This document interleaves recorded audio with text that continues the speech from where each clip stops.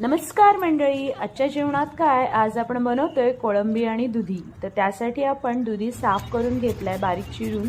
त्यानंतर टोमॅटोच्या बिया काढायच्या आहेत आणि तो पण बारीक चिरून घ्यायचा आहे। मिरच्या मोडून घ्यायच्या आहेत, लसूण छान ठेचून घ्यायचं आहे। कोळंब्या साफ करून त्यातला धागा काढून घ्यायचा आहे। त्यानंतर कढईत तेल गरम करायचं आहे, त्यामध्ये लसूण टाकायचं आहे। मग लसणावरती थोडंसं हिंग, हळद, मसाला घालायचा आहे। मग कोळंबी साफ केलेली घालून परतवून घ्यायची आहे। मग बारीक चिरलेला टोमॅटो घालायचा आहे आणि मोडलेल्या मिरच्या घालायच्या आहे। पुन्हा सगळं छान परतवून घ्यायचं आहे।